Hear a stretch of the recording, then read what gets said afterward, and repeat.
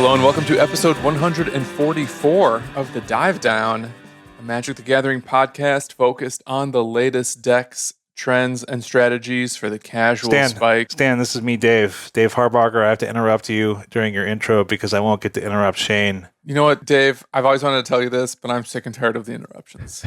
No, that's what I do. Get it together, dog. The Godfather, Dave Harbaugher, here in Chicago, with me on the line from Chicago is Stanislav. How are you, my friend? I'm doing great. Dave, since it's just the two of us, do you want to make fun of Shane a little bit? Oh, man, I love making fun of Shane so much. What a goob. He thinks that he knows all the right takes, and even though he's mostly right 98% of the time, those 2% I really like to jab him about. And you know what? He never admits those 2%. He never will point out like, oh wow, Stan was right. I was wrong. Mystic Gate is the best land in Modern. Mystic Gate is the best land. Counterspell is the best spell. It's warped Modern around it. And I think it's the most impactful spell of Modern Horizons too. If you can't tell by now, it is actually just Stan and Shane. And just the two of us. Dave's gone, so we're allowed to sing. Yeah, I love not singing it because I think it actually makes Dave mad. I think he's actually kind of bummed about it. Yeah, missing out on the harmonies. Yeah. We can make it if we try. That was perfect. I was on key. Boys to Men, ABC, BBD. I do hope that sometime soon, hopefully as soon as next week, we can finally have another 3-host reunion because I feel like it's been so long since all three of us were on. Yeah, it's basically the Shane and special guest show. So I appreciate my special guests. No, I like having you back. Thanks for being back, Stan, this week. I think it's going to be another fun one. I think we got a fun topic to talk about. Why don't you tell people what we're doing this week? Love to. On this week's episode, we continue our exploration of Modern's competitive environment as we embark on a brand new journey. It's the 2,000-mile road to Las Vegas, Nevada. We begin testing, experimenting, learning, and practicing with the most popular and successful Modern decks in anticipation of the largest paper event to happen in the last 2 years. We're going to get our covered wagons ready. We're going to ensure we have enough roast beef and such for the long winter across the Great Plains of the state. I've started collecting rainwater so that we can remain hydrated. Yeah, you never know what's going to happen in the desert. Yeah, more of that in the dive down. But first, we're going to kick off with a look at some more Modern challenges to actually help guide our ship. MMCs, we call them. That's right. More Modern challenges. We're going to talk about some of the stuff that is then going to waterfall into the dive down because, we're a results and data-driven podcast first and foremost. Yeah, exactly. That's how I make all my decisions. But first, let's housekeep. Stan, this is a pretty light housekeeping. No new patrons. We have no new patrons. No increased tiers. No increased tiers. No new reviews. No new reviews. People, I don't care if you give me your money, but at least give me your kind words because those are free. All it takes is your time, and it makes us feel good about ourselves. Also, importantly, I think it does probably go into some kind of like algorithm where it helps people find us and stuff like that. If you do one thing this week, hug your loved ones, give yourself some, self-care, and review the Dive Down on some kind of podcast platform. I actually heard that the lack of Dive Down reviews on iTunes is what caused Facebook to crash this week. Good. Maybe don't review the Dive Down because I'm okay with. But if you do want to join the Patreon, if you do want to help keep this podcast going, if you want to get the episode a little bit early at that $5 tier, if you want to get some pins and tokens and play mats, which are on order, they're coming soon. Mm-hmm. Everything's taking a little bit longer right now. It's not our fault. Yeah, someone told me there's a cardboard shortage. I tried to order boxes to mail out more playmats, and my guy said, sorry, there's a cardboard shortage. So you're going to get them in a Ziploc bag, y'all. But head on over to patreon.com/thedivedown. $1 a week is all it takes. You get immediate access because Discord is linked up to Patreon now. So it just zips you right over into the definitively discreet Dive Down Discord. You know what I realize is a nice selling point about the Discord in particular? What's that? With the exception of these weekly podcast recording streams on Twitch that happen every Sunday or occasionally Monday night. Yeah. One of the only places to see us stream Magic or other content is in the Discord now. Yeah. When I play Arena, sometimes when I play Moto, when we do other stuff, we're just streaming it directly to the patrons in the Discord. And that is fun. That is fun. That is cool. And like we said, you can get the episode drops early for you, usually the night before, sometimes the day before, which is pretty cool. All that kind of cool stuff. $15 tier, you get to help us pick an episode topic. We have a Patreon episode coming up in the next week or two. That's going to be a lot of fun. It's going to be a very novel way for us to make a whole episode. So be prepared for that. So yeah, patreon.com/a-dive-down. If you don't have any cash, that's cool. Tell someone about us, write a review somewhere, plug us on Reddit. I don't care. Just stay involved with us. We appreciate you. The only other way to support the show that you can do while playing Magic the Gathering is with a Mana Trader subscription. If you sign up with promo code TheDiveDown 2021, all one word, you'll get 15% off your first 2 months of renting Magic Online cards. Good way to practice for all of your competitive ambitions on Mana Traders. Man, I love Mana Traders. I have no idea what I'd be doing. I just don't know. Thank you, rental services. Thank you, Mana Traders. All right, with all that out of the way, let's get into the breakdown. Oh, man, I'm loving these, Stan. I'm loving these weekend challenges. Like these modern challenges that we keep having every weekend. I feel like it's just like these little subtle changes to the metagame. And while a lot remains consistent, there is enough like dynamic energy and shifting that's happening that it really pays to pay attention to these. And so we'll start with, we're doing this Monday evening, which is a benefit only because only one reason. One is we get to have Stan on. And two is that we have the full Sunday challenge results, which we don't always have when we record on Sunday any longer. So let's first talk about the metagame of the Saturday challenge.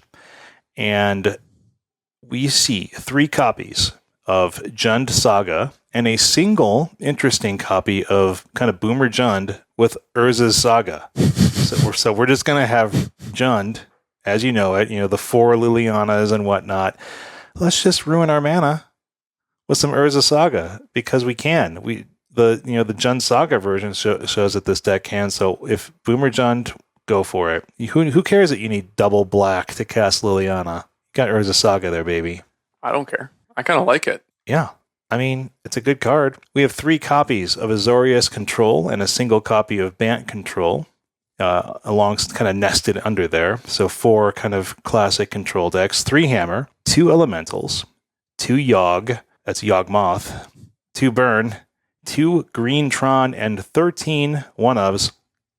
Some of those being Classic Dredge, Murktide, Izzet, Thing in the Ice, Dress Down, Blue Moon style deck, and a bunch more.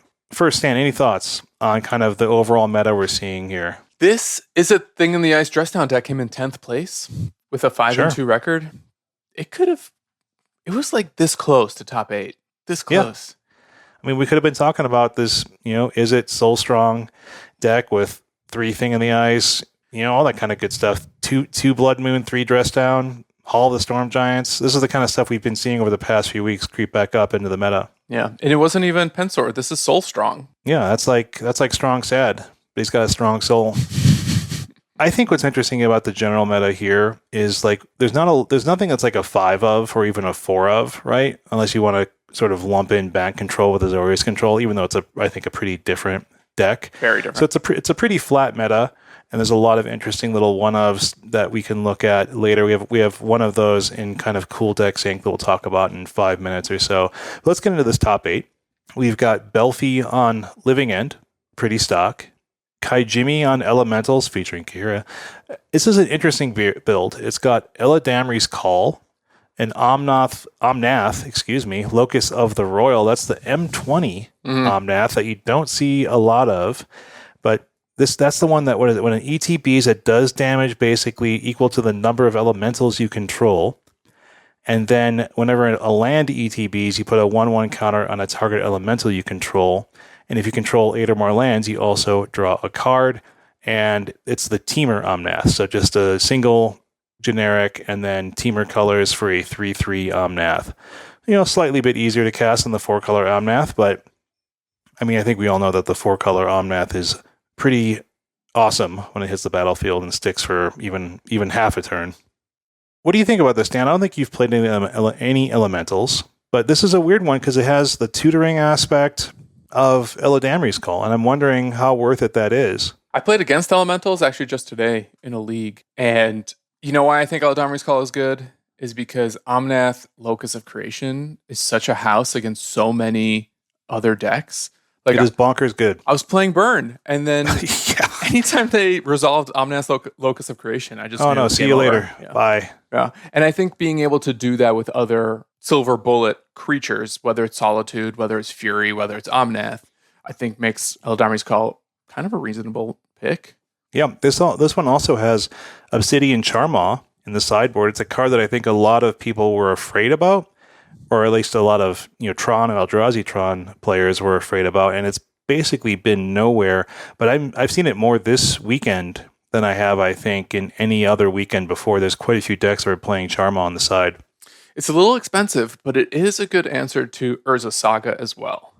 So maybe that's part of the calculus. All right, third place, we've got Bucha on Yawgmoth, and they are splashing a single Blood Crypt for a single Magus of the Moon in the sideboard, because sometimes you just want to cheese someone out with Magus of the Moon. Because you can tutor it up, why not? Fourth place, Leviathan 102 on Jun Saga featuring Luris. And the only thing I noticed about this is Doomblade back in the sideboard, because why not? Why not just play some Doomblade?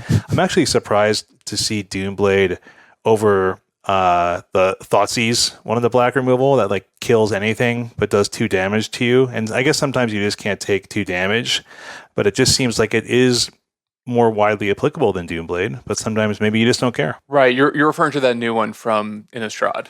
Yeah, I can't remember the name of it because no one's really playing it yet. Yeah, the new one from Innistrad, that's what we'll call it. Fifth place, Cola Cacao on Affinity featuring Gengatha. This is kind of just the real Affinity that we've been seeing with Frogmite, Mirror Enforcer, Sojourner's Companion, Thought Monitor, basically just getting massive cost reductions because of all of the cheap artifacts and free artifacts you can play in a deck like this. And I think it's pretty good. I'm not really surprised to see this top 8 now and then, of course. Sixth place is Euro on Azorius Control, pretty standard build.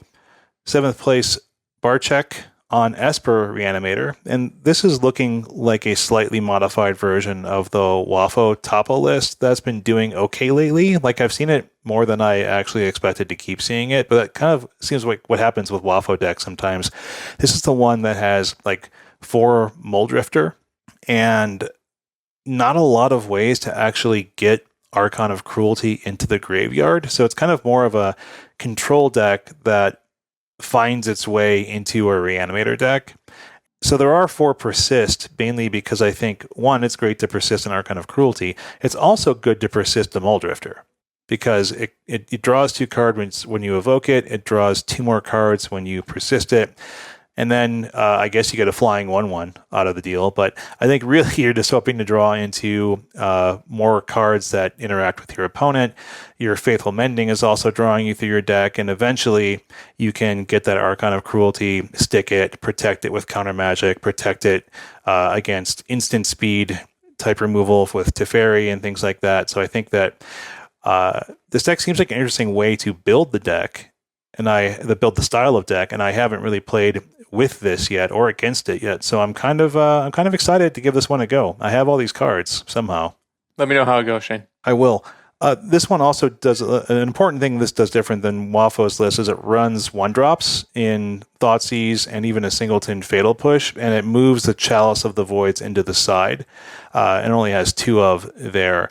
So I think that's kind of an interesting consideration where it's like, hey, I actually really like Thoughtseize. It lets me do stuff on turn 1 and opens me up to playing things like Nihil Spellbomb in the side. And I think if you wanted to do things like more Fatal Push or something like that, you could. All right.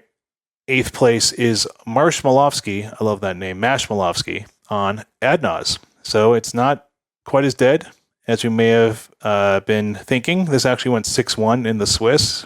Very cheap deck. 118 ticks, $519. Perfect. Modern is cheap again. Let's head into Sunday, because this is a little bit of a different meta and a different top 8 for sure. We have 5 Hammer 4 Footfalls, 4 Murktide, 3 Azorius Control, and including a 4th Jeskai Kiki Resto Control style deck, 3 Burn, and then 12 one-ofs. We have another classic Dredge deck. We've got Mill, Green Tron, Yawgmoth, Living End, a bunch of other stuff. So this definitely is more skewed towards like what I think people would consider and think of as the best decks. So there's more Hammer, there's more Footfalls, there's more Izzet Murktide, and we're still seeing Azorius Control and Burn show up strongly here. So we don't have the double Yawgmoth, we don't have the double Elementals, we don't have Green Tron in the multi-ofs. So it's kind of what I would consider more concentrated in the tier 1 or tier 0 decks even. Let's head into that top 8. Pythias 84 on Footfalls. Martinez DP in second on 80 card Sky Noodle featuring Yorion. That's kind of, I remember what this deck sort of being called by the kind of originator. This is essentially what appears to be like a 4-color control deck that gets a lot of long game value. Ice Fang, Coatl, Wall of Omens, Eternal Witness, Omnath, Fury, Solitude.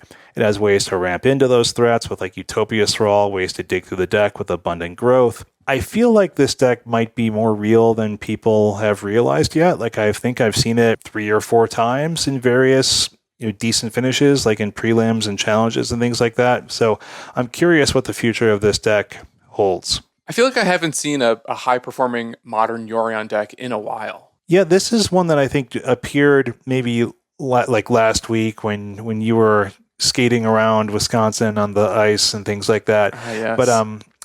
But it's up and coming. I think this is something that people have started realizing is just an option, and why not? Yeah, I love the interaction with Yorion and these new elementals, just like Flicker of Fury, Flicker of Solitude.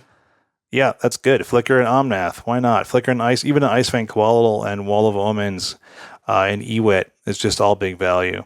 Third place, Arias on Footfalls, pretty normal. Crusher Bot BG, fourth place on Hammer, not featuring Luris, because this is one of those decks that runs some interesting sideboard and main deck inclusions here, including a main deck Nettle Cyst, a Cranial Plating, a Sword of Fire and Ice.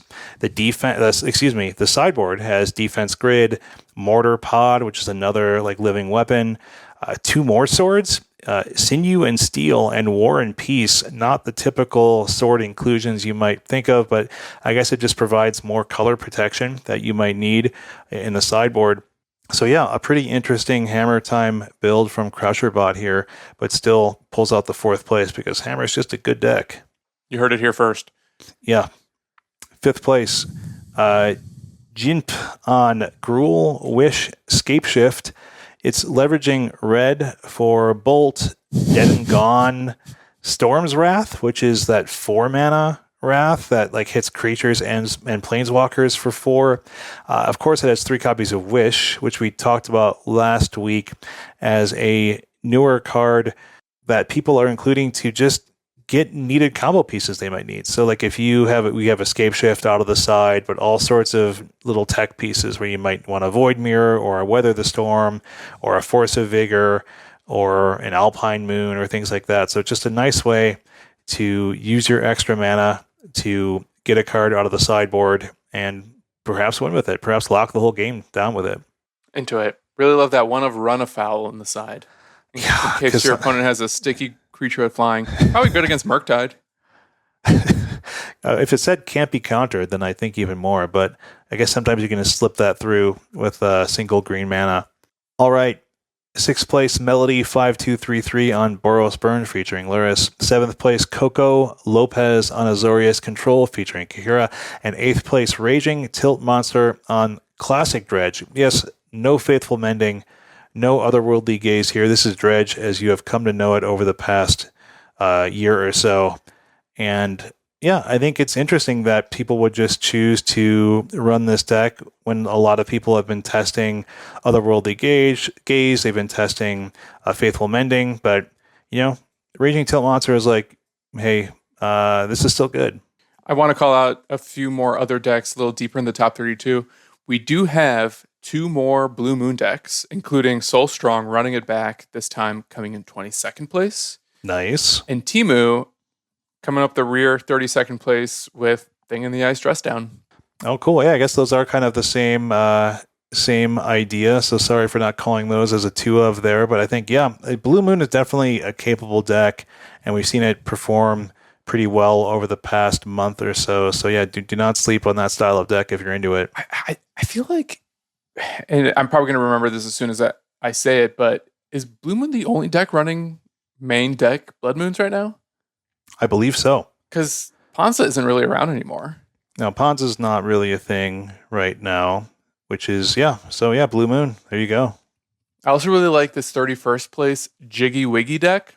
Mm-hmm. Jiggy Wiggy, I believe, is a co-host on the Serum Visions podcast.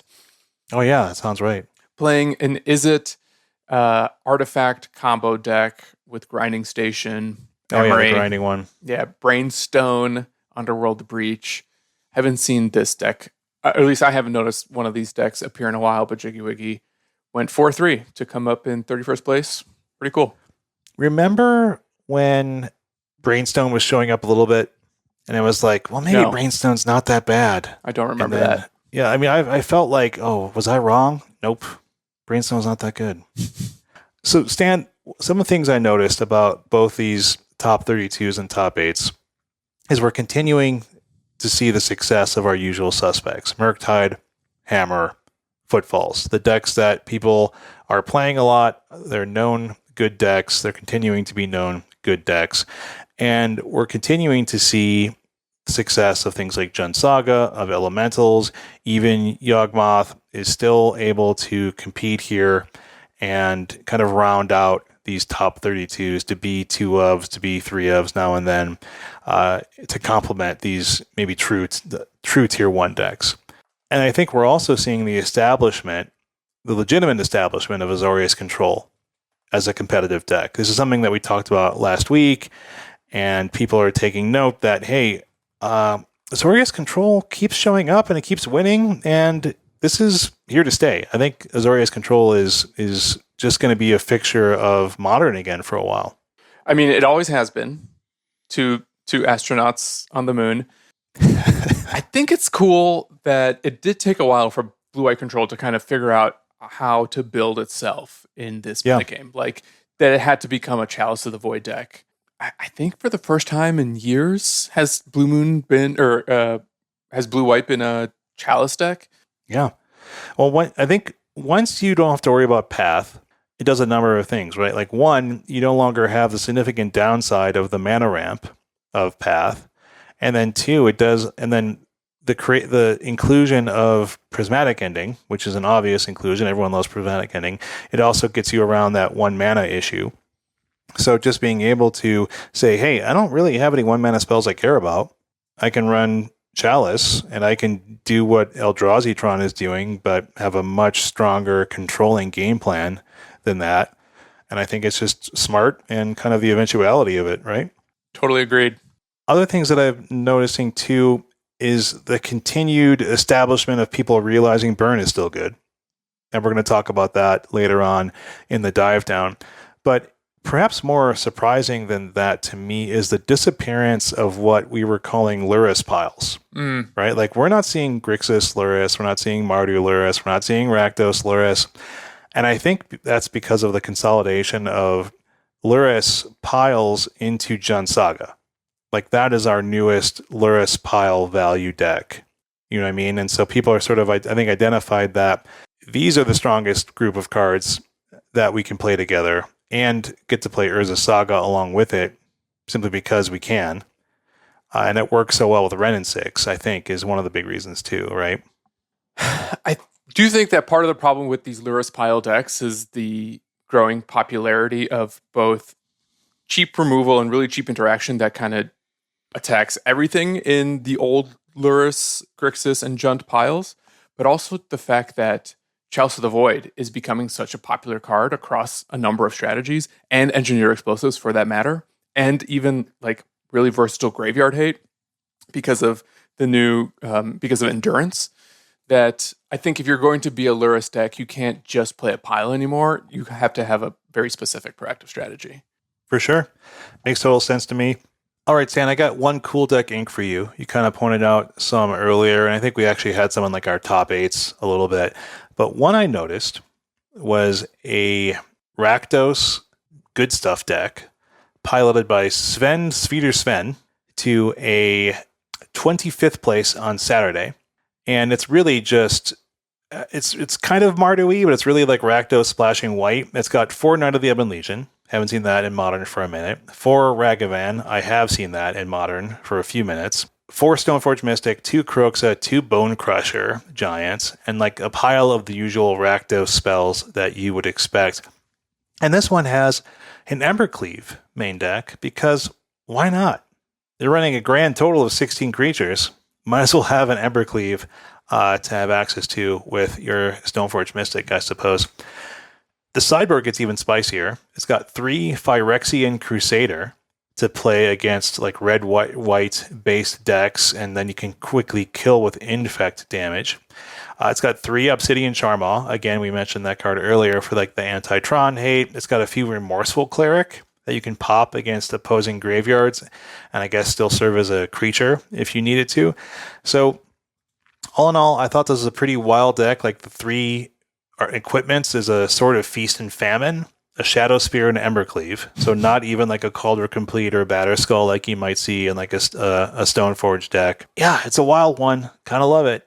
Yeah, this is like a historic deck that someone's been working on for years and trying to upgrade into a modern deck. I mean, kinda, right? I have these Knights of the Ebon Legion. How can I play them in modern? How many of these spells are historic legal? A good bunch of them. I mean, you don't get access to Sword of Feast and Famine or, importantly, Stoneforge Mystic. But yeah, largely, a lot of these spells are perfectly playable out of historic. But yeah, that's my weird cool deck ink find for the day. If you want to go 25th place on the next Modern Challenge, run this one out. Is that a promise? Yeah, it's all you, man.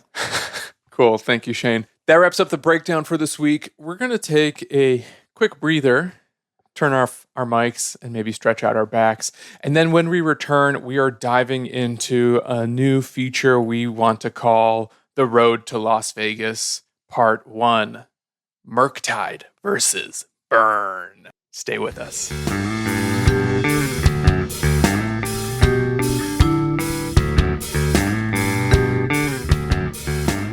And we're back. So, even though I haven't been on several episodes in the last month or so, I do listen to them. And first of all, great job, guys. Oh, thanks, Dan. Really, really keeping the torch going. Me and my special guest do a great job. Every time I listen to the episodes I'm not on, I make mental notes to myself, like, I'm going to call this out next time I'm on the show, but I'd never write it down, and I always just forget what it is. Oh, you have like some hot responses? Well, I think last week you mentioned how my favorite part of the episode is housekeeping. So after housekeeping, I just turned off the episode. I didn't feel like it was worth listening to the rest. Yeah, I mean, that was the best choice you could have made, I think. You just talked about too many decks. There's just too many decks these days. So many decks. But in all these weeks of autumn, the spooky months, I don't think we've mentioned this on the show yet, but the good people at Channel Fireball have recently announced what is the largest paper modern tournament ever, or since the beginning of the pandemic, taking place in Las Vegas in late November. My gosh, thank you. Right. Importantly, they're going to be vaccine, and hey, if you're not a vaccine fan, a recent test will also suffice. So I'm glad for both of those decisions. I'm also pleased that they're requiring masks. Yes. While playing in all zones of playing. I'm happy to almost 100% be going. Yeah. I've booked lodging, but not flight. Same. Well, I just let Shane book lodging for me, and then I will let you book flight for me. I got a single king bed though, so I hope you're a cuddler. Oh, head to toes, dog. You know me. So we're thrilled both with the prospect of high-level paper modern play, just because it has been so long, but the additional safety precautions that CFB is creating to reduce the risk and spread of COVID at this event. So we're hoping to be there, and in an effort to prepare ourselves for just the overall gradual return of high-level paper modern, while also equipping you, the listener, with actionable insights that can assist in your own Las Vegas or otherwise competitive ambitions. We're going to kick... So let me hold on, Stan. Let me tell you about some video poker odds. Okay, so when you're in Vegas, all right, so you have to find the payout tables. Okay, let's move on. Maybe can we do a bonus episode on how I can get rich quick in Las Vegas? Because that is a question I've been asking a lot of people. I wish I knew, my friend. Yeah, basically what I was trying to say before Shane interrupted me is that we're going to kick off an experiment starting today with a potential new episode format that tries to blend some of the best parts of deck dives, sleeve, believe, heave, and our overall metagame assessments. Perfect. I love it. Yeah. And although we probably won't do this type of episode every week in the lead up to Las Vegas, we do welcome you to let us know what you like or didn't like about this approach and how we might be able to improve on this format further as we continue to develop new episode styles and collectively elevate our expertise in the current modern metagame. Yeah, even after Vegas, it can be the road to the SCG Baltimore. The road to Monaco. I love it. All right, so what's this episode and upcoming episodes all about? What we want to try and do is take some of the most successful decks in Modern right now. Yes. Proven tournament winners, other promising emerging strategies that are doing well in MTGO tournaments or elsewhere, and start to pit them against one another to identify both how they're positioned against the expected meta or what makes them work or struggle, or even eventually try to answer the very important question of what is the best deck for us to take to a competitive Modern event? Maybe we'll get to a point where we're like, this is the best deck in Modern. If you want to put your best foot forward, this is what you got to play. I don't think that's the conclusion we're going to get to. I think we're going to try to get to the conclusion of this is the best deck for Shane to play, and the best deck for Stan to play, and the best deck for you, the listener, to play. I think that's a much more reasonable approach because I do think that not every deck is for every person. And I also think that the best deck is not the best deck for always, right? And so I think that when people realize what is performing really well, they make changes. And I think the best, and for us especially, Stan, what's good about this is that we frequently do not play the top tier decks. We frequently are playing new decks, emerging decks, decks for sleeve, believe, heave. We are testing something that might be for like a Patreon episode or just a deck that we feel like exploring because it's something that we think is cool. But, we're not revisiting Hammer. We're not revisiting Burn. We're not revisiting... You played some Cascade stuff recently. I know that. I've been playing some Reanimator stuff, which has never been top tier anyway. But I think what we can do in this format and in these episodes is say, let's take a look and play these quote-unquote best decks in the format and take a look at what makes them tick, why they're doing well, how they're shoring themselves up against the rest of the meta, see how we like them, talk about our play experiences, and give people who are looking at these upcoming paper tournaments, whether they're local or remote, and they're going to be traveling to maybe SCG Invitational or the CFB thing, then there's going to be lots of opportunity, hopefully, safely, in the near future to be playing paper Magic. Honestly, I think this is applicable to MTGO players as well, of course. For sure. It's where we're doing a lot of our testing as well.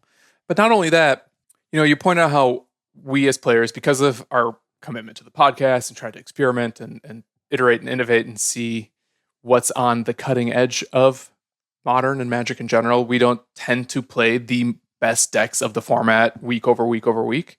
And though we are trying to do more of that with this format in the road to Las Vegas, I think in some cases we're also going out of our comfort zone because we're going to have to just experiment with some of these decks that people are doing well with that we just have never picked up either. I might call Jund Saga next week or the week after, Stan. Yeah, I feel like I have to try Living End. I've never put Living End in a deck.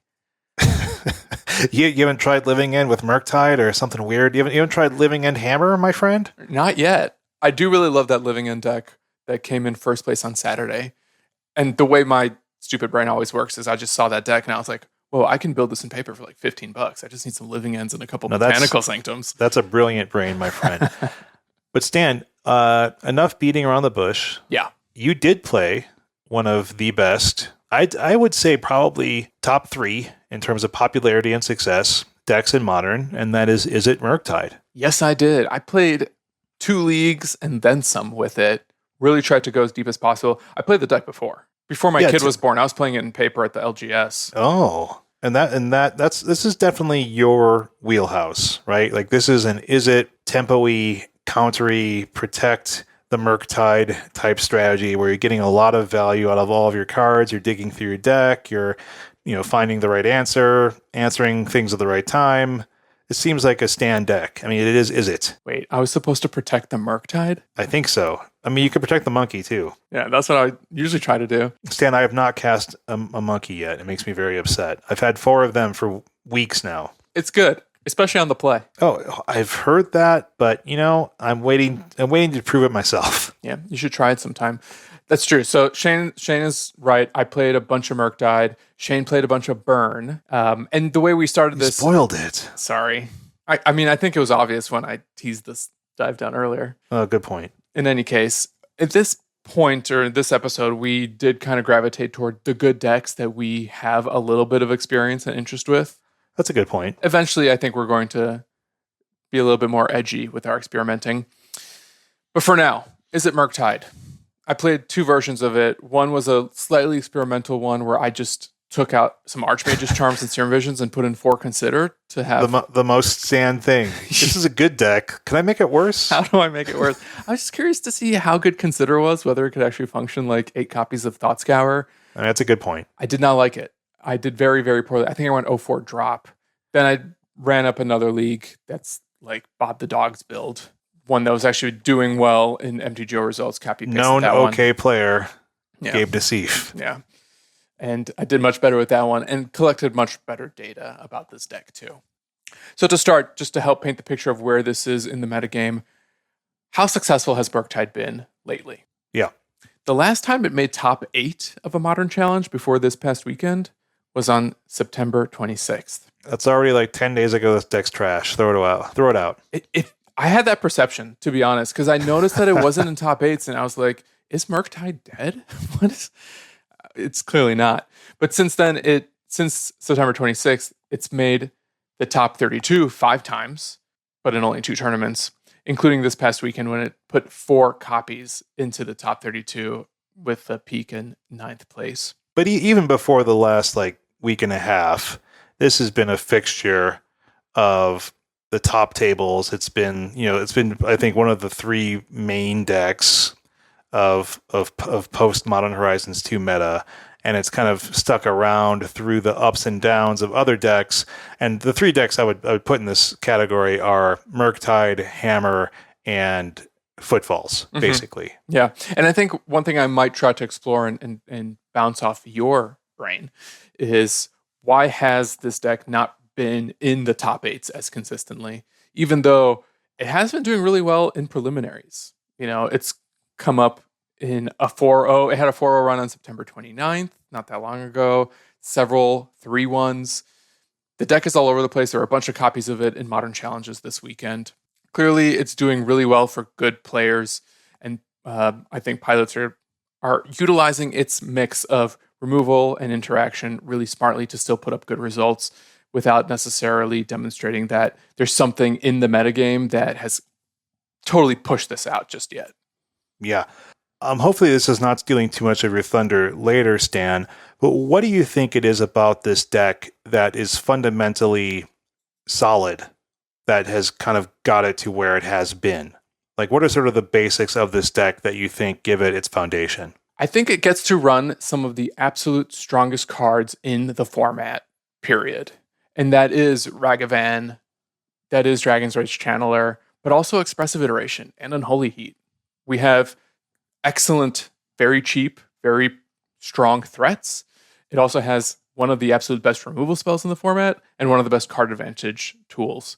And I think having all that plus Murktide Regent, which is this huge, really cheap control finisher, allows Murktide decks to apply a lot of pressure in the mid to late game in a way that's much cheaper than control decks typically have in the past. Also, to answer your question, I think its flexible mid-range strategy can consistently reward attentive players who know how to pivot between aggressive and reactive plans based on whatever in-game conditions they face in a given matchup. Mm-hmm. Yeah, it's always felt to me, as someone who hasn't played this deck, even though I've been wanting to, I've just been wanting to play other things more, is like it's just kind of a do-it-all. Like it has the early stuff, it has the interactive stuff, it has the card selection, it has the big flying beater. It seems like it just has a lot of options. But Stan, now we feel like it maybe has lost a half step, perhaps. Yeah. What do you think has been impacting the performance of the deck lately, potentially? Great question. I do think that because it was one of the first tier 1 strategies to emerge post Modern Horizons 2 and has been around for so long, that the metagame is just starting to identify the specific decks that are good against it and the individual tools that people can leverage to fight against it in almost any deck. So even though Murktide deck wasn't necessarily this tier 0 menace that plagued the format, in the weeks following MH2, people started to realize that the combined power level of Ragavan, DRC, and Murktide are effective threats that they need to have plans against. And you can't just ignore this deck outright. That's one of the things that I think this deck does particularly well. It's like you have to be answering almost literally anything I'm doing. And there are other decks that it feels like that, but it's not really true. I think this is the kind of deck that, everyone knows you have to answer Ragavan or you run away with the game. DRC is doing so much for this deck in particular in terms of the card filtering and the graveyard filling and things like that. And then Murktide just kills you in like 2 turns. And so it's the things that this deck is doing are legitimate must-answer threats, and that's something that any deck wants to be able to present, let alone a deck that is based in Izzet, that has the interactivity and the card selection and the removal and the counter magic that this deck can play, right? Totally. I also think that in addition to, people getting wise to it, they're starting to recognize which aggro strategies are good against this to get under it, and also what are some of the control or mid-range piles that are better against it too, that can really thwart and disrupt this deck's plan. Yeah, it's like if enough water crashes against this, dam, then some holes will be found in the dam. This is a terrible analogy. This is a dam analogy. No, but enough people are trying to fight against a menace, they're going to find ways to do so, right? And I'm guessing we're going to talk about what some of those mashups feel like and what some of the tech that people are bringing in feel like. So speaking to, my point with people identifying the right decks and the right tools, I wanted to provide a high-level picture of how I think Murktide fares against the other most popular decks in the format right now. Yeah. I'll go in, varying degrees of detail for some of these decks. I had more to write about Hammer than I did about something like Mill. Yeah, exactly. So that being said, let's start with Hammer. I think, as you pointed out, it is one of the other most popular decks in the format. How does it fare against Murktide? Shane and listeners, agree or disagree? I want to have this conversation. I think Murktide and Hammer are actually about even and very, very skill testing. And this is the type of matchup that rewards both the player who gets the best draws and the player that knows their role in a given matchup. Yeah. So what role do you think you're playing in this one?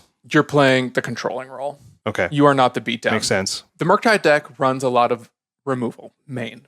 It also runs a lot of land disruption, which is important, and artifact hate in the sideboard. And even some number of main and sideboard engineered explosives now. Frequently, we're seeing Murktide doing 1 main deck EE and about 2 in the side. And I think those are the most important tools for this matchup. Your threats are somewhat secondary.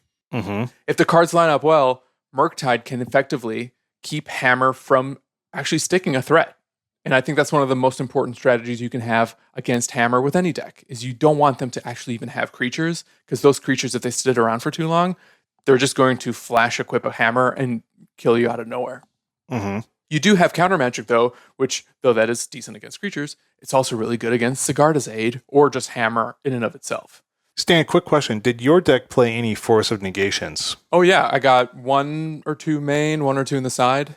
Okay. Because I definitely have seen some decks running it, some decks not running it. And I feel like Force of Negation is such a good out against decks like these because they're hyper efficient and they have very particular spells. And like, if they can get you to tap out in a world where you don't have Force of Negation, then they can use that to use that window of opportunity. And Force is just such a nice backup plan against things like that. Yeah, and one of my favorite cards to pitch to Force in this matchup is actually Murktide Regent. because sometimes even if you got the 8/8 flyer, it's still going to get outclassed by their 10/10 that's, being equipped to flash speed if they have a Sigarda's 8 on the ground. But also your counter spells are super clutch in making sure that you have control of the board and the game state. But perhaps my favorite card in the matchup is Archmage's Charm. Not only because it's countering things, but it's stealing hammers, it's stealing threats. And being able to actually steal things from the opponent's board is another great way to not only keep control of the game, but sometimes just steal a threat that you then get to hold on to and mess up your opponents with. Yeah, I want to steal a threat with a hammer.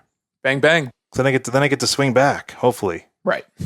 So that's when and how Murktide, I think, can win the matchup. Hammer, however, being super fast, explosive, and even grindy means that it can both occasionally win out of nowhere if the Murktide deck taps out too soon, or sometimes just claw back with the Lurrus if Murktide doesn't find a way to close out the game fast enough. Yeah, I feel like that's kind of the nightmare situation, right? Is like if you get to the point in the game where they're buying important stuff back with Lurrus for like even a turn or two, and you're not clocking them with a Murktide, like you're going to feel like you're in bad shape.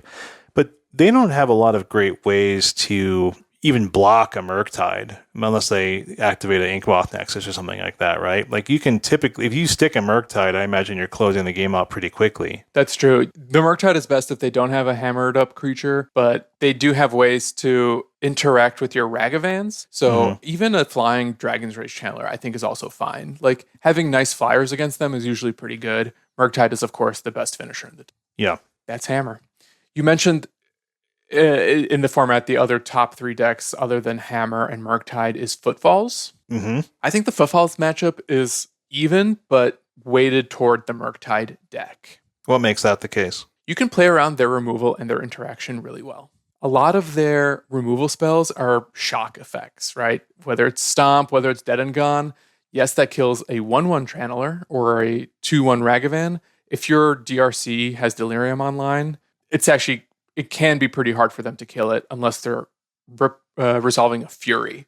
But likewise, you have great counterspell interactions both for those bigger removal spells like Fury or Subtlety, or you can save all of your counter magic for the combo, which makes it so much harder for them to win. If they get Rhinos down, you can maybe get them with Unholy Heat. You can maybe crack an EE to squeak out a win.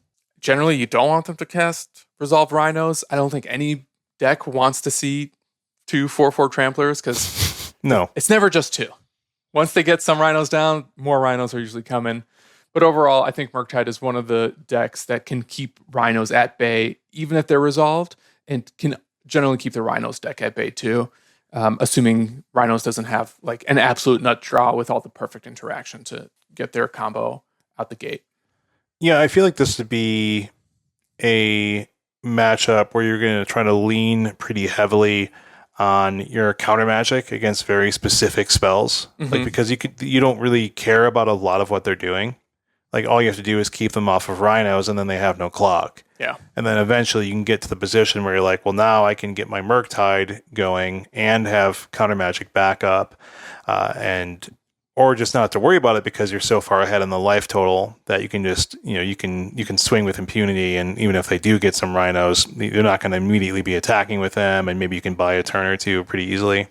And if you have a Murktide down, especially if it's an 8/8, the only card you really need to worry about at that point is Brazen Borrower.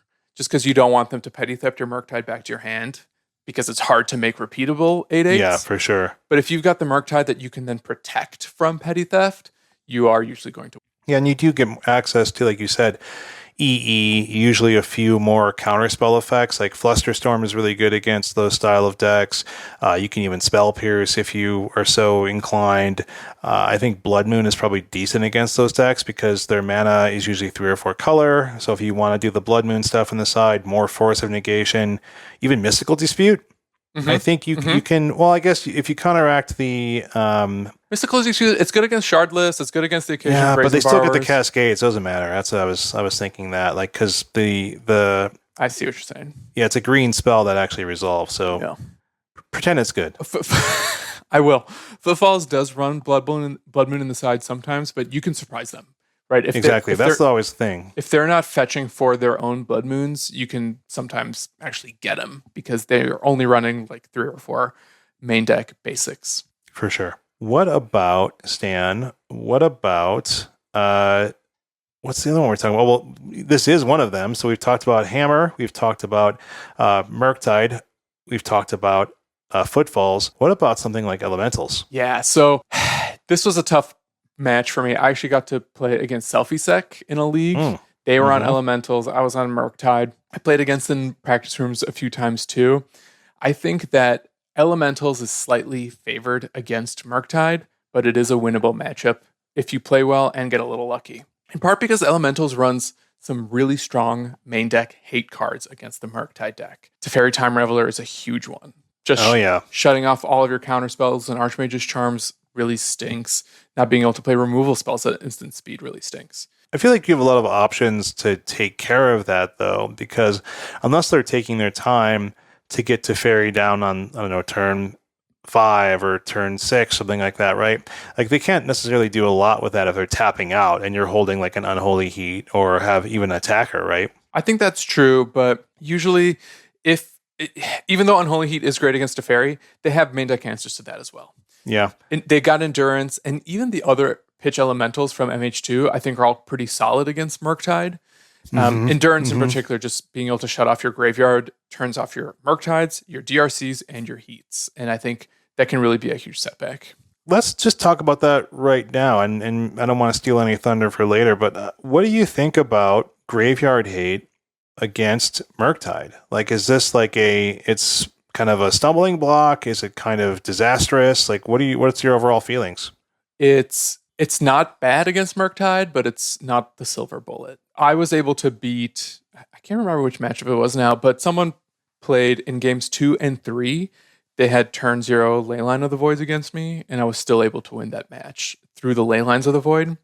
Because all that really did was shut off my big Heats and my flying channelers and Murktide. But if you're anticipating Graveyard Hate, you can plan against it a little bit, maybe even take out your Murktides. And Channeler, we talk about this all the time. Even in the face of Graveyard Hate, I think Channeler is still a really good card because of how well it filters your draws. And that is just so important. Using your Mishra's Bauble or whatever cantrips you're running to make sure that everything you're drawing into is solid or at least not dead, I think makes for a lot of game against potential Graveyard Hate, even if it comes down when a Leyline does. What are you drawing into? Well, what are you winning with? Just like Ragavan beats and like 1 power DRC beats and stuff like that? Yeah, exactly. I mean, a Ragavan and a DRC will win you games by just swinging for 3 if you have removal and counter magic and are just able to keep the board clear. And that, then you're just kind of playing the tempo game, in its purest form, where you have a cheap threat that you're protecting, controlling the board state beyond that, and just getting in for damage here and there. And sometimes your Ragavan will steal your opponent's creatures, and that's what it was. I was playing against your deck. I was playing against Reanimator. They had Leylines against me, and I was able to win by casting their own Archon of Cruelty. How'd you cast that? How much mana did you have? Well, I connected with Ragavan so many times that I had a ton of treasure tokens and just hit every land drop. That's amazing. That's awesome. I love it. Me too. Yeah, I actually hate it, but that's awesome. Stan. Shane. How about Jund? Kind of an up and comer. Yes. Of the top 32 challenge circuit. Yes. Yeah, it is an up and comer, and I'm glad that I got to play against it too, because I felt like Jund is favored against Murktide, and it was hard for me to beat Jund. I think that's often true with Jund versus Blue Moon style decks, but at least in this case, Jund got to benefit in the matches I played from a lot of the same aggressive tempo plan that they get from Dragon's Rage Channeler and Ragavan, but they also have Lurrus and Goyf as part of their top end. Goyf, even though it's so frequently just a 5/6, just a 5/6. Just a 5/6. It forces the Murktide deck to draw an Unholy Heat or kind of just lose because the Goyf will get there eventually. Yeah. Likewise, these Jund decks, they're running 4 copies of Ren 6. And it's Ren 6 plus Urza Saga is insane. Generates so much card advantage and eventually generates board advantage because they can keep making constructs. But also Ren 6 can just pick off a lot of your threats. Like if you don't have Delirium online, it's killing your Ragavans, it's killing your Dragon's Rage Channelers, while also making sure that they hit every land drop and eventually making big artifact creatures. Yeah, I feel like the one toughness of your smaller threats out of the gate is like a significant disadvantage against the popularity of Ren and 6 right now, for sure. Yeah. I'll even add that Urza Saga is great in this matchup because this deck is now built to have, a handful of main deck spell bombs, whether it's Pyrite Spell Bomb or the black one. Nihil, thank you. It can either shut off Murktide's graveyard entirely, help pick off some more of those creatures, and just play this toolbox package that then can outgrind with Luris. And I'm at the point where I think part of Jund's success of late is the fact that it can beat up on these Murktide decks, which are super popular. Okay, so you think that Jund is unfavored for you? Correct. Okay. Yeah, my notes are a little screwy here where I used favored and unfavored interchangeably to mean the exact same thing sometimes. What else you got? What else have you been testing against? Man, all the leagues, I feel like I got to play against everything. I'll just mention Blue-White Control, perhaps not surprisingly, is favored against Murktide, I think. Between the main deck Chalices, a deck full of Sweepers and Removal, and Teferi Time Raveler, I kind of feel like Blue-White is actually just built to beat up on Murktide right now. It doesn't surprise me necessarily because it's like, I think this is sort of like a tempo discussion, right? Where it's like your deck is not hyper aggressive and it's trying to do a certain thing against a certain other tempo of deck, right? Where it's like, hey, I'm almost a mid-range. I'm an Izzet mid-range deck where sometimes I'm going to be an aggressor, sometimes I'm going to be the control, and I'm pretty good at playing both, but I'm not. That doesn't usually put you in a position to be expert against something like Azorius Control. Right. I mean, even Prismatic Ending in Azorius Control is just a 1-mana removal spell against 2/3 of your threats. It sure is. And I think that's pretty key. And you don't even get a land back. So yeah, Blue-White, it's hard. You can win a counter war post-board, especially because you're bringing in Flusterstorms and Mystical Disputes. But you kind of have to get lucky to get out ahead. So we've talked about, I think, a few things in a row that have been slightly unfavored for you. What are you feeling like this? Like, what is this deck still good against that's popular in the meta? Right. So I mentioned Footfalls, I think is super winnable. I love playing against Tron. I think you have so much counter magic, not to mention really good early threats that I've never lost against Tron with Murktide. Plus, post-board, you can get both more counter magic and Blood Moons, and you're pretty well off. I also love connecting with a Ragavan and then just stealing one of their eggs or even their Sylvan Scrying and just making sure that I hit all of my land drops while holding up removal or counter magic for whatever they play. So Tron versus Murktide, I think, is in Murktide's favor. This one, I wonder if this is going to be controversial, but I think Murktide is favored against Yawgmoth.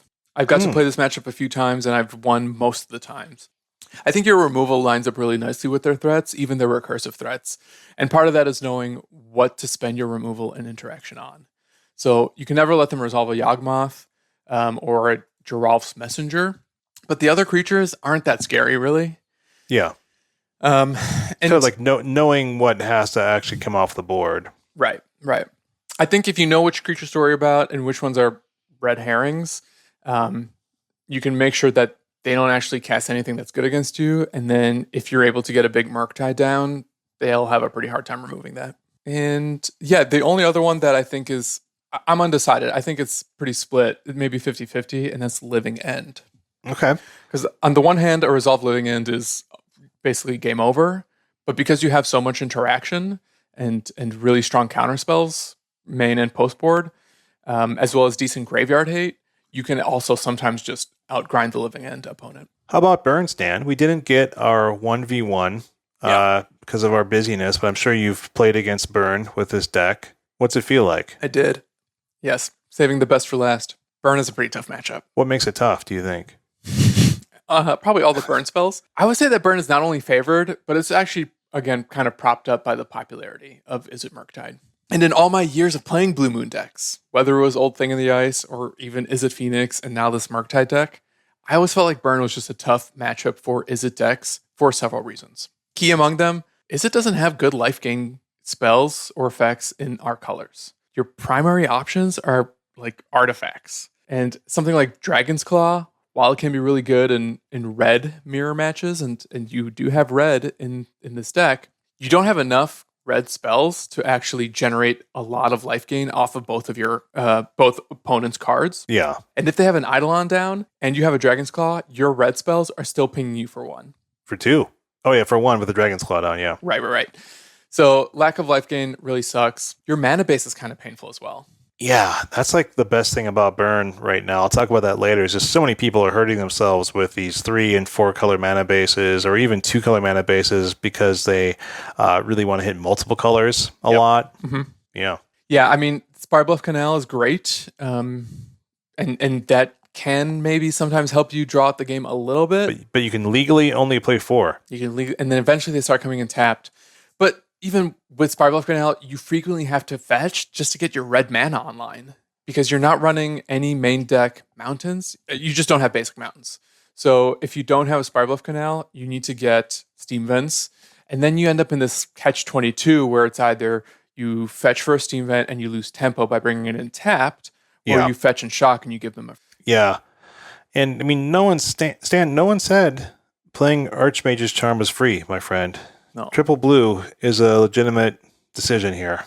Yeah, so those are the matchups. Those are the big ones, at least. I mentioned why I think it's still a solid deck and why it's a solid pick for competitive Modern. You get to leverage a lot of the best cards in the format with your cheap threats and your really good interaction. You can play very flexible plan if you have a lot of format knowledge and know how to pivot based on what your opponents are doing or playing.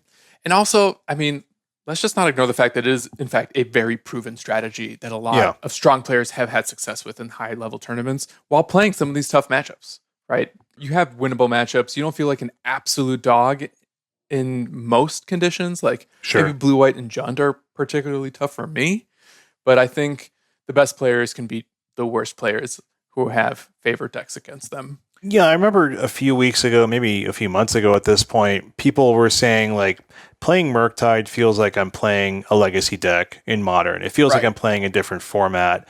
Do you still think that's the case? Or do you think that people have tuned other decks that weren't quite as obvious as Izzet Murktide to be competitive? I don't think Murktide is as cracked as it was, a month or two ago. And if you're looking for reasons, you, Shane, or the listener are looking for reasons to talk yourselves out of playing Murktide and why it might even be a risky pick.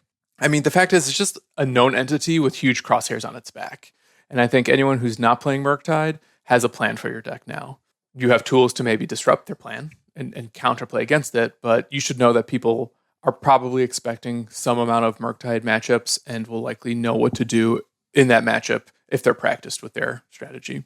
And I think that's kind of an issue that I don't think enough about, Stan, is like, what does someone who really knows how to play against me get? Like, what are they thinking differently? Because I am not the person who knows matchups well enough where I'm thinking like that. Like, very few matchups, I'm like, I know what this player is planning on doing. I know the ins and outs of my game plan and their game plan and their game plan against me enough that I will have my own counter game plan simply because of the jumping between decks as often as we do, as just the amount I'm able to play, which is not as much as a lot of these grinders. And the people you will play against in a challenge, the people you will play against at the top tables, like if you go 3-0, 4-0, 5-1, that kind of thing, you're going to be playing against people who are likely, if you're listening to this podcast, better than you.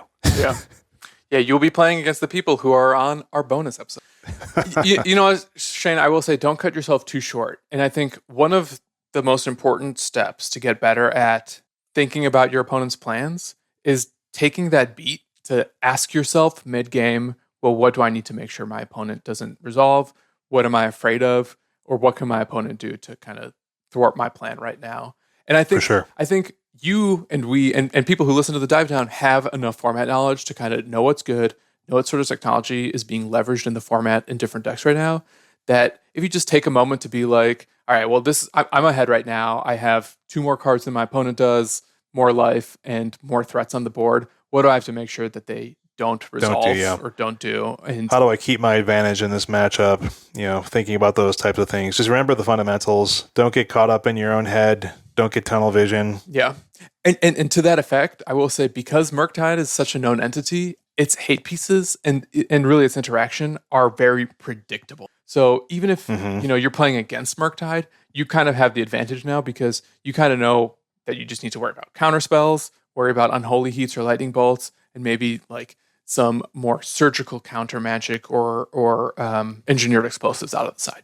Sure. So overall, let's sum it up, Stan. Like, is this a deck that you would, as an Izzet mage, want to take to? Let's say you were doing the main event in Vegas tomorrow. Yeah. Oh, can't wait. Are you that hyped about it, or are you still, or will you still be exploring the night before? Like, I don't know what deck I'm taking. Well, I can't help myself. I'm gonna audible to burn and second guess in like the last minutes before I have to register a deck. Living end it is. I will say that Murktide is a respectable choice, and it is not an embarrassing deck to play. However, I think you have a hill to climb because of its position and its reputation in the format. You're not going to catch anyone by surprise with Murktide, and if that's something you want to do, you might want to look toward other strategies. If you're an Izzet master, this is basically one of the best Izzet decks, if not the best Izzet deck in the format right now, that you can probably pilot to success and outplay opponents who maybe don't know their matchups as well as you do. Yeah, I feel like this is a deck that even more than some of the other good decks in the format, you can probably get a lot out of practice with. Like if you wanted to practice for a week, just like playing 2 leagues a night of like Izzet Murktide and like really get some reps in, I think you would learn an awful lot and be able to up your game and get some edges more than even some other decks, simply because of all the things we've been talking about, like the adaptability, the selection, the choices that you have in this deck are more than a lot of others. And I think that's a big advantage of it, right? Yeah. Enough about me. Please. Let's talk about the U in Burn. Yes. I played Burn and I added the U, so it's Burn. It was just last week you were saying I should play more Burn. That's why I ran with this, Burn. my friend. Yeah. I mean, you had a great idea for these episodes, which is, hey, we can double dip. We can practice. We can see what's going on in the format. We can play some truly legitimate decks and then talk about it. And I think that's great because we get to benefit ourselves. We get to hopefully benefit each other and the listeners out there and have some good conversations about what's going on in the format. And I think I'll try to stick to your format, I think, Stan, which is, talk about kind of what the deck's been doing lately and maybe why it's doing well as it is and matchups and stuff like that. So I think what's cool about Burn, or why we're talking about Burn at all, is that it has been creeping back up into the top tiers of Modern, as it always does. But it's kind of easy to be like, oh, that's like the past few weeks, Burn's doing better, maybe the past month. But if you look at it, Burn has seen a steady increase in play and success ever since the release of Modern Horizons 2. Like, it saw a really distinct, definite, noticeable drop in playtime and in success because if people aren't playing it, it's not going to succeed as much after the release of Modern Horizons 2. It was barely in the late June lists at all. Nearly all of July, it was a really low point. Like, it appeared in leagues even, and whatever events that Goldfish tracks, because sometimes it gets like those random 16-person dive down events on there. It was on Goldfish 16 times across the entire month of July. And July probably had hundreds, if not close to 1,000 decks listed for across all the events. Like if you looked at all of the leagues, there's 2 league dumps a week. There's 2 challenge. There's 3 or 4 prelims. So it was nowhere. Like, it only had 4 challenge top 32s in July. People, of course, they were wanting to try these new cards. They wanted to try these new decks. That Modern Horizons 2 made a thing. And Burn hadn't had a new main deck card since Skewer the Critics, which, I will make you all sad, was over 2.5 years ago. Skewer the Critics came out, okay? However, in August, Burn pilots were coming back to this, their old friends, Goblin Guide, Eidolon of the Great Revel, Monastery Swiftspear, Lava Spike. It was on 47 appearances on Goldfish that month, 13 challenge top 32s, so it's creeping back in. September, more of the same increase, 53 Goldfish appearances, 25 challenge top 32s, almost doubling its challenge appearances. October, it's already top 32'd 5 times in the first weekend alone. Burn is clearly solidifying itself as a solid choice, if not a good choice, in today's Modern, even though it hasn't had any real upgrades besides like some sideboard or, if you're really spicy, some main deck, Roiling Vortex from last September's Zendikar Rising. So Burn is not the kind of deck that's always getting pieces, but it's still always there. And why is that the case, you may ask me, Stan? Shane, why is it always there? I think it's just a solid deck. And I think what I want to talk about, I think going through some of these matchups is going to be more revealing about why it's doing what it's doing and how it continues to do that. And I think I want to talk about Hammer first off, because I think Hammer is one of the more interesting matchups for this deck. And the reason I think it's one of the most interesting ones is because Hammer is a prototypical example of how Burn has to operate against creature-focused decks in general, right? Okay. Because Burn has this unique luxury, I think, in presenting decent power and decent toughness threats, because typically they're all X2s, which is a nice benefit against things like Wrenn and 6, which of course Hammer does not run. But you have 2 power, perhaps up to 3 power with like a Monastery Swiftspear with a couple prowess triggers. And most creature decks don't necessarily want to block against your creatures, because either they're losing a mana dork or they're losing some utility creature that they want to get, in this case, a hammer on. Like, they're not going to trade an Ornithopter for your Goblin Guide, typically. They're not going to trade an Esper Sentinel for your, they're not going to want to just chump block with an Esper Sentinel against your Goblin Guide, even your Monastery Swiftspear early on.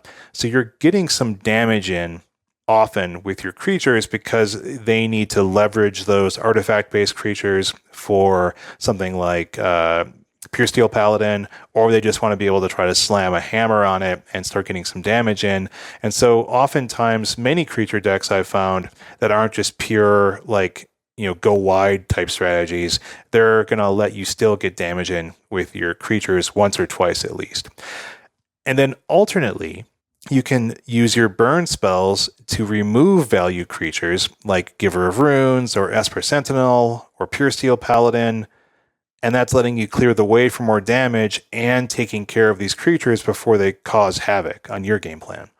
Okay, I want to talk about this specific decision point. Sure. Even in the Hammer matchup specifically, because we know how dangerous letting Hammer have a creature can be. Yeah. Are you using your Lightning Bolt on their creatures in all situations, or only if you have a threat on the ground that you're trying to clear? I think that's a good question, Stan. I think the burn in all of these types of matchups, and Hammer, like I said, is a really good example of one because it's a creature combo deck. And so creatures are more dangerous than they would be just as, say, elves. Or I guess elves does have combo elements, but you're not going to worry about it as much as you are with something like the old Devoted Devastation strategies or something like that, right? And so in this case, I think burn, of course, has to have that balance, which is how much damage am I pointing and at what creatures and when. And I think there's a temptation in a deck like Hammer where it's I just need to keep the board clear because anything can wear a hammer and anything could be a dangerous threat and it can happen at any time. But I think that's not really the case. If you pay attention to what's going on and you do have some awareness of the matchup, you can see, you can be I need to worry about this at this point. I need to worry about this when they're actually equipping a hammer on this. And otherwise, it's just a speed bump that I'm going to force either a chump block or a trade with one of my creatures that's continuing to beat down.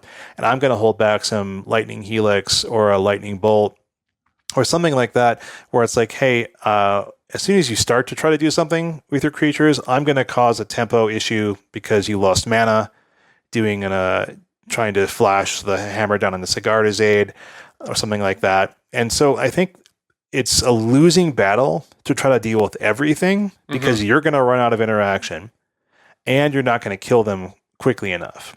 So I think what's more important is for you to be setting the tempo of the game rather than them. because I don't think you can necessarily game one play the control. Like I think game one, you have to try to pick your battles. And I think then on game two, you can then focus more on all the sideboard elements that you have. Games 2 and 3, of course, post sideboard, you get access to things like deflecting palm, which is huge. It can steal a game all by itself. You can get access to Smash to Smithereens, which takes care of any artifact that you need to take care of, and it also does damage to them. So you can just be like, I don't care about any of your creatures. All I really care about is your hammers and your shadow spears and things like that. Mm-hmm. Speaking of shadow spear, that is an issue, right? Like hammer has that main deck source of life gain with shadow spear, and so that it can fetch up.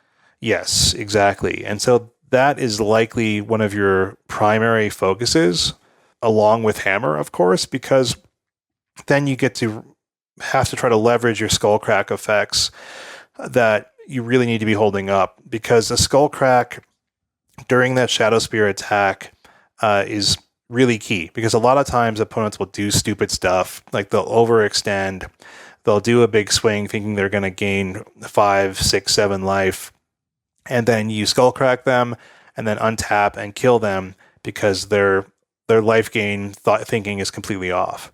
And that kind of stuff happens in a lot of matchups, a lot of Urza Saga matchups, because they'll have access to Shadow Spear and think that's enough to kind of carry them. And that's really where you want to have your Skullcrack effects. And I think we're at the point now where I want more than 2. Mm-hmm. And I think a lot of people are leaning on Roiling Vortex for that extra sort of anti-life gain effect. But I do not want Roiling Vortex against Hammer at all. It's just not worth the card. Vortex, awesome card. I feel like it's better against controlling strategies than aggro strategies, because 100%. It's a little mana intensive. It's, you're playing it on turn 2 or 3 at the earliest, and it wins long games, not fast ones. Yeah.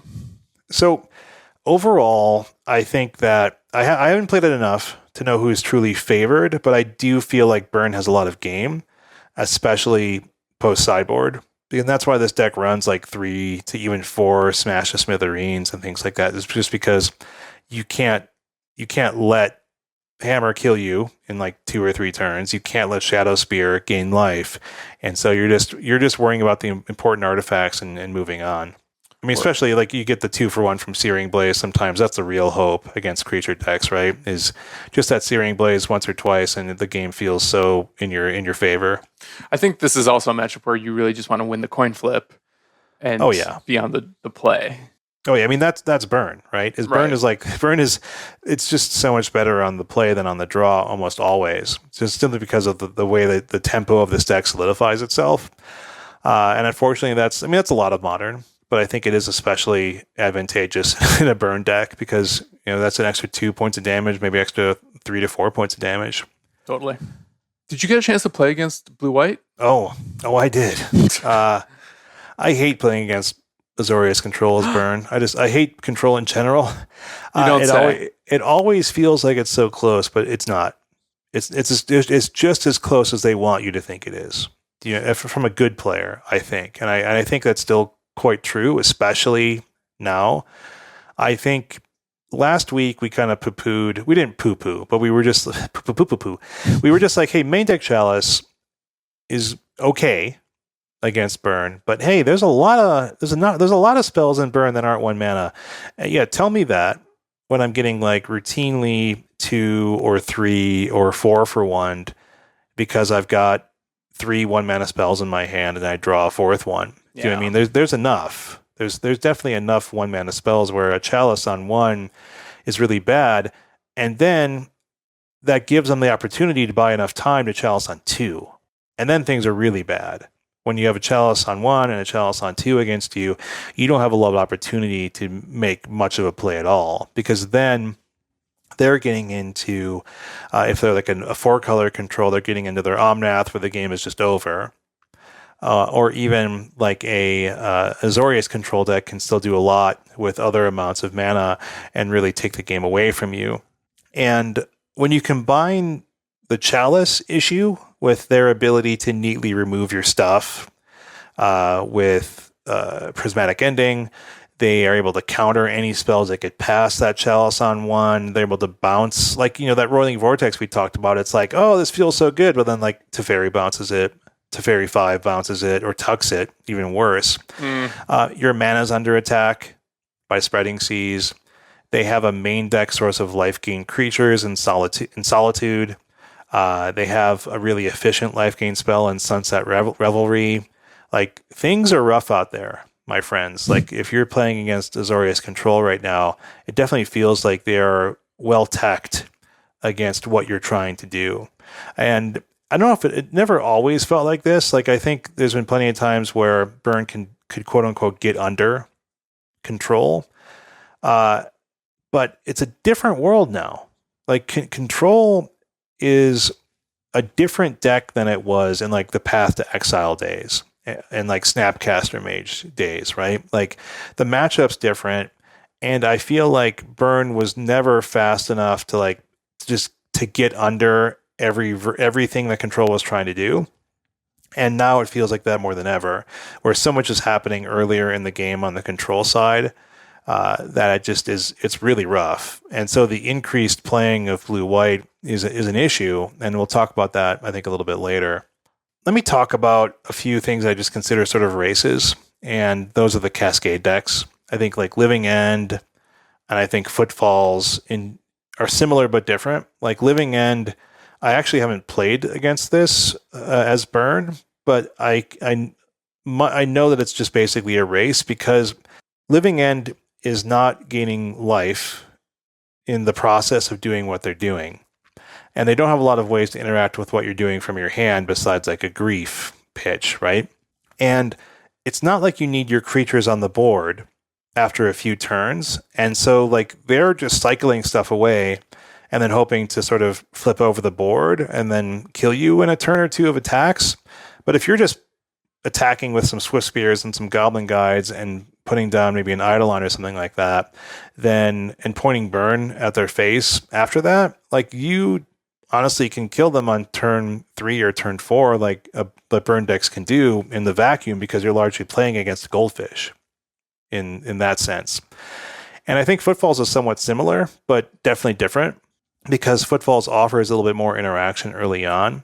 So you don't have as much reliability on your creatures, because they can stomp them, they can bounce them with Brazen Borrower, but it's still definitely a race. And they don't really have a good way to gain life against you either. They have a somewhat painful mana base, and so you can rely on your Burn that's in your hand rather than really hoping to keep your creatures alive for more than, like, a turn. Like, this is the kind of instance where you're just like, hey, I just have to cast, like, 5 Burn spells, and I'm likely going to kill you. Yeah, I do think because Footfalls is in green, they can run life gain if they chose to. Yeah, it's weird. Like, I was looking through lists, and I was like, they don't seem like they have a lot of anti-burn here. And I'm surprised by that. So maybe the matchup is more in favor on their end than I'm anticipating. But I really do feel like I don't know how they're clocking me fast enough for me to worry.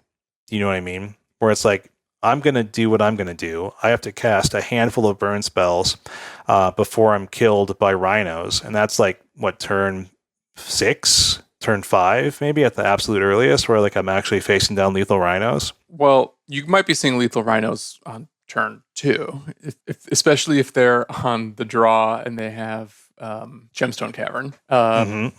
So it is possible. So that's 8 power of rhinos, right? So, like, they still have to get a couple attacks in. That's true.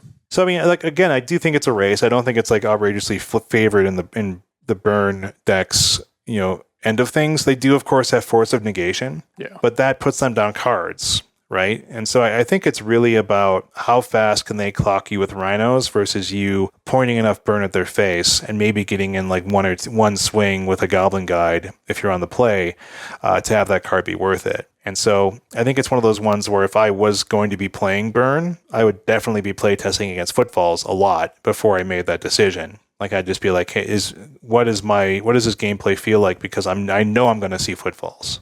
And so you can't punt that one away or just sort of dismiss it as, oh, it's just a race, like I'm doing right now, simply because I don't have the reps against it. All right, let's talk let's talk Tron. Even though it seems like it's fading a little bit, I think that Burn versus Tron has always been pretty fine for Burn, and I think it's still the case, but I do see more main deck Thragtusks than I used to. I've seen 3 in a number of lists, which is not something you want to see because that's a life gain spell in the main. Of course, Worm Coil. You always are going to see 3 and 4 Worm Coils, but I mean, the real hope, I think, is still being able to kill them like on turn 4 because they're not doing anything against you early on. Yeah. I mean, unless they get one of those life gain creatures, you're pretty favored.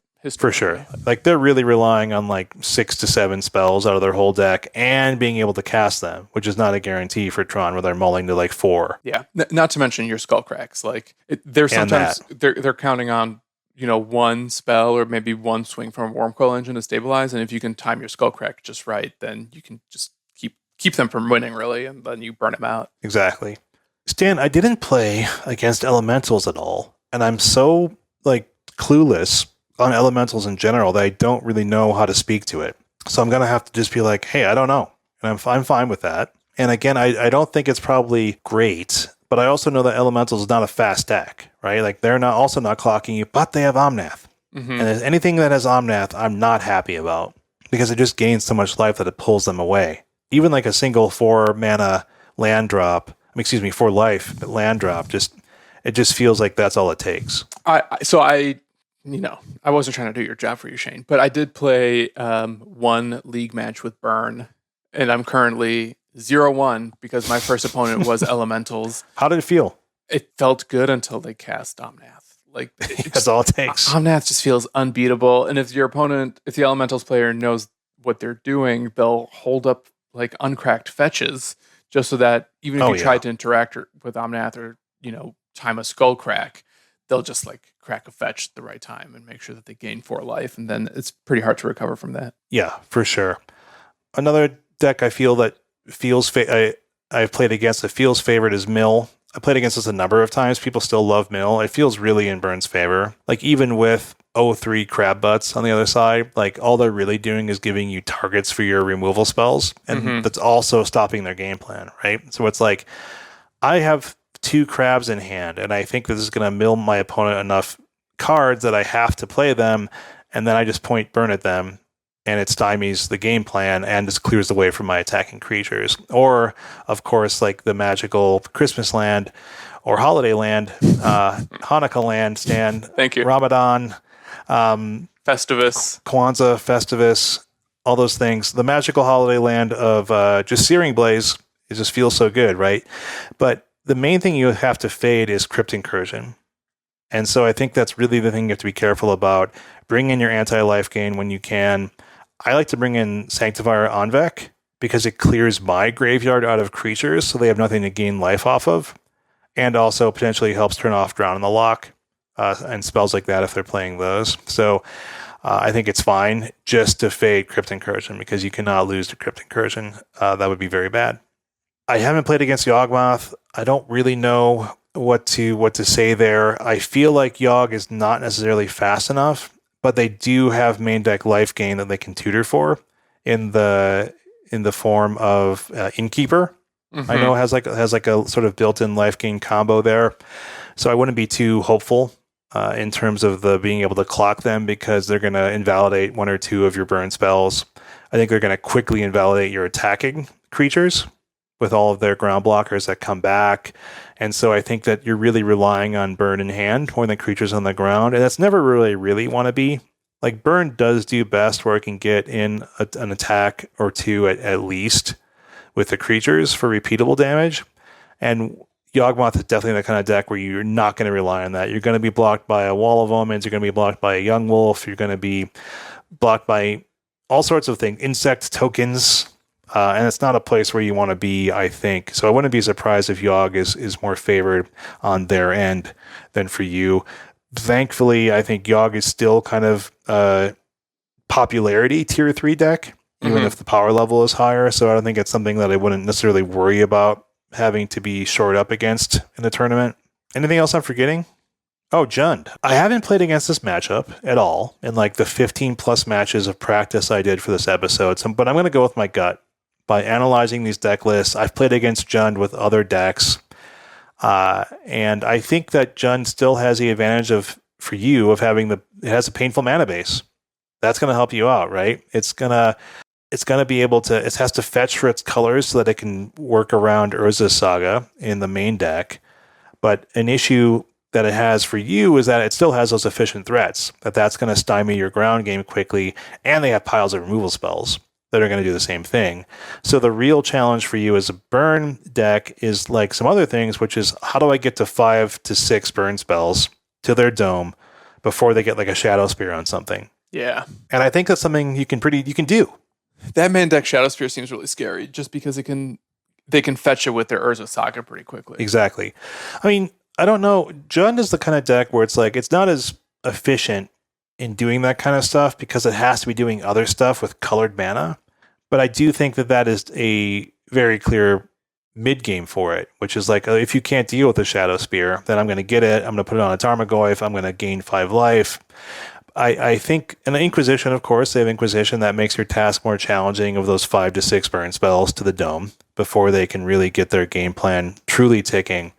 Being on the play, of course, like we talked about, is a real benefit because if you get a hasty threat down before they can remove it, before they have that Unholy Heat or anything like that, before they can Inquisition it out of your hand, like you're going to get 2 to 4 damage out of it. That's exactly what you want out of a creature like that, is to force a removal, force a block, force them to use their mana on that creature, as well as you getting damage out of it. But I think that largely it's a tempo game. It's one of the few like popular matchups where I would probably just want to not have creatures. Like I would just want to invalidate removal spells in their hand. I would just want to cast 5 to 6 burn spells over like 4 to 5 turns and just assume that they're not going to have any life gain until then. But they have a tempo and mana advantage engine in their Ragavan. They can cycle through their deck in Dragon's Rage Channeler if you're not removing those with your burn. Yeah. So like that puts you in a tough spot where it's like, what's a necessary kill here? That's like wasting my burn spells. Like, I don't know. That seems like one of those things that could swing either way to me. How good is Renin 6 against burn? It's not very. Like everything has 2 toughness, which is a huge advantage of it. Oh. Of burn, I mean. Yeah. I think that burn is really solid right now, and I think it's because like it has a game plan, and that is to get damage across to the opponent as quickly as possible, and like it's just really reliable at doing that, right? You know what I mean? Like unless you get unlucky and you're like, well, this is 6 lands, or it's I have 1 land and I'm on the play and I know I'm never going to draw a second. Never keep a 1-lander, y'all. Maybe on the draw and you roll to 6. But it just does what it does every game. And sometimes that's really good, and sometimes it's a little bit less good. But then in the sideboard, you have a lot of tools to impact what other people are trying to do against you, even though you're just running 2 colors. And I think also people's mana bases are, the stereotypical, a little bit greedy right now. There's a lot of decks that need to have access to multiple colors, and so you could get a free lightning bolt just from them fetch shocking once or twice, right? Yeah. And also I think a really big benefit of burn that burn has right now is there are not a lot of super clean combo decks right now that are just winning on turn 4 reliably, and I think that really plays in your favor because you're not racing turn 4.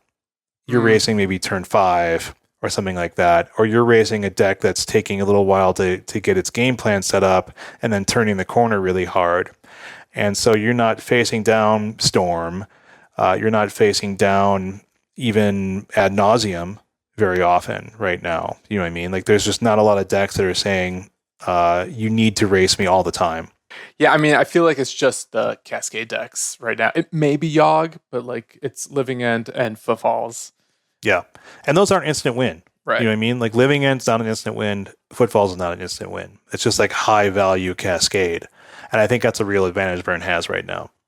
Right on. Do you think though that because Burn has been ebbing or flowing? No, Burn has been flowing. It's such an easy deck to hate out by just like playing some life gain spells that maybe even by the time Vegas rolls around, it'll be on the ebb. You know what I mean? Like people get wise to playing vulnerable matchups, or they'll know to max out on Leyline of Sanctities or other Yeah. life gain spells that Burn might have a target, like even within a couple weeks? That's like an issue for sure. It's like, I think that Burn, more than a lot of decks, has to worry about a few like rogue strategies. Like I played against Glimpse of Tomorrow, right? Mm-hmm. And some of them still are doing like that leyline thing where they want the permanents on board really early. And so I played against a Glimpse deck where I ran it over really fast, and then games 2 and games 3, 2 ley lines on the board. And Burn is kind of in a place where I guess they don't feel they have to worry about ley lines. Like there's no wear tears. Everything is very damage focused.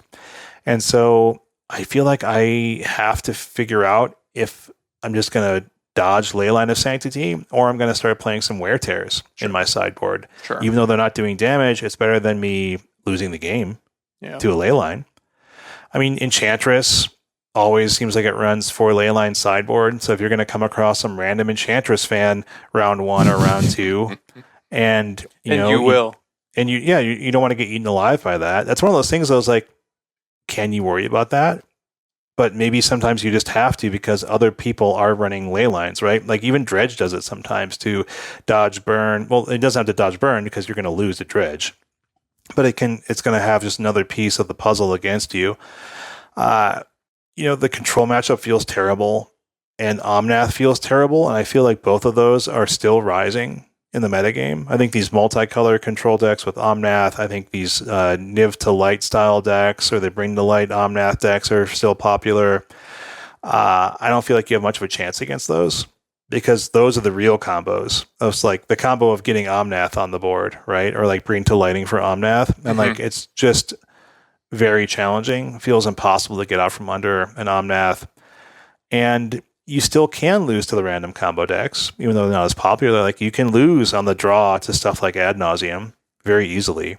And like you said, Stan, with Murktide, is like people have known the entity of Burn for as many years as they've been playing Modern, or as many months as they've been playing Modern. Like you are exposed to Burn very quickly, and you learn what you need to be doing against it. And your sideboard plan is usually very defined, and you know what you're mulliganing for. And you know how to stop what Burn is trying to do. And so Burn is just kind of like the anti-hate game plan is then, what am I doing to try to stop what they're going to do to stop me? So like they can beat you. You can be beaten. Like you said, it's one of the easier decks, I think, to hedge against. Sure. Like if you go to a big tournament, you're like, this is Burn country. I'm in whatever state people think is the most. I'm in Nevada. I'm in Nevada's big Burn country. And so largely, I think that Burn is solid enough and fast enough and reliable enough to get the job done in a big open field, I think. The problem is it better than another choice right now? And I'm not sure that's the case. I think that you would have to have a very tuned board to handle the hate that you're going to plan on seeing, right? Sure. Or to shore up your worst matchups. And so it's one of those things where it's like, is it going to be 4 Roiling Vortex, or is it a total of 4 Skullcrack effects in your 75, or is it a few more Sanctifier on Vex to counteract graveyard strategies and also be like a red, be protection against the necessary colors that you want? Is it core Firewalkers for the mirror? I think that's one of those things. Like always, you get more of the edges in your last 5 cards, perhaps, than you do in the first 70. That's deep. I know. I just thought about that. Yeah. I don't know. I think overall it's cool. I'm not coming out of this being like Burn is amazing, but besides the control matchups and the mirror, which was extremely close, I did feel very favored in a lot of my matchups. Like I'm running over Ad Nauseam, I'm running over Mill, I'm able to take care of like these Azorius artifact synergy decks, like anything that feels like it doesn't have like a truly efficient game plan or is truly built to counteract what you're doing and gain some life and things like that. It's just like, you're not fast enough. Like I'm pointing a burn spell at your face and I'm killing you because I just have enough time. I have 5 turns to win. Sure. And that's all it takes. So yeah, I'm not sold either way. Like I'm definitely a believer of burn, and I think that it's a perfectly valid choice. And I think you can get some edges by understanding your matchups and understanding how you want to sideboard. Because what you take out of burn is hard. You know what I mean? Because every spell seems like it's redundant. Yeah. Yeah, it's Eidolon, right? It's like, do I take out Eidolon? Do I take out Lava Spike? Rift Bolt? Yeah. It's like, what's the worst spell here? What am I going to get the least amount of value on? But yeah. So I wish we did have Dave here. I do have to say, mainly because then either of us could have talked less, and we'd have one more deck to have investigated. I guess we didn't say. Yeah, Dave's just swamped right now. Listen, so you know what I'll say? He'll be back. Our voices are different enough that I think we jib-jab well. Yeah. Some of those podcasts, people do sound the same. That's so true. You and Dave also sound the same. You think so? I don't think that's the case. I think Dave has a different voice than me. But Stan, I guess any final thoughts? Like in terms of our exploration this week, what you played against, what are you excited to try next? Like, is there anything where you're like, that felt crazy? Yeah, so I feel like it's playing Jund Saga and Blue-White Chalice is important. For sure. Just kind of like straight up, because those two decks are, I think they help set the rules of engagement of the format. That's a good fundamental. That's a good baseline for playing it. Does it set a baseline of the format? Like, is it something you just know you're going to see? Right. Apart from that, I kind of want to keep messing around with Footfalls because that's a deck I really like. Yeah, and it's still good. Yeah, and at the end of the day, like you and I have gone back and forth on whether or not we'll individually want to play in the main event in Vegas, and I think I do. Like, if I'm going to fly out 2,000 miles, Shane, like my arms are going to get tired. I got to make the most out of it. So 8 hours of slow, meticulous, decision-driven Modern sounds like a good way to reward myself. That seems great. After taking the plunge. I think I need to revisit Hammer, I'll tell you that. Not to butt in. Right. No, I think that's really important. Like, for this series to run, if we're going to try to keep doing this before the big tournament, I think we have to talk. We want to talk in more detail about Hammer, Control, Footfalls, Jund. And that's 4 decks. Probably some amount of Living End, some combination of Living End or Elementals. For sure. It'll be fun. And listeners, you let us know whether you like this approach, whether you even like this idea. If there's something that we overlooked that we should maybe try to like focus on, or other specific questions we should try to answer, we're all ears. Yeah, like a topic, like a certain aspect of deck exploration. Like if we're going to talk about something, what aspects would you want to hear about it that we didn't talk about? Yeah, or if you think this is really stupid and people should never travel to Nevada or talk about it, let us know about that. We'll take it with a grain of salt. But for now, that does wrap up this week's show. Dave, we missed you. We hope you'll be back next week. Dave, come back. Maybe we can finally have a 3 co-host reunion. Davey, come back. You, the listener, if you haven't yet, make sure you subscribe to our podcast so you get the latest episodes as soon as they come out. And if you use Apple Podcasts, please leave us a rating and review. If you'd like to submit a question to the podcast or just reach out in general, you can tweet us at The Dive Down, all one word, or email thedivedown@gmail.com. If you'd like to support the show, you can join our Patreon at patreon.com/thedivedown, or support us while playing Magic with a Mana Trader subscription. Sign up for Mana Traders using promo code TheDiveDown2021, all one word. Get 15% off your first 2 months of renting Magic Online cards. As always, special thanks to the bands Nowhere and Spaceblood for letting us use their music. And until next week, get out there and play more Modern.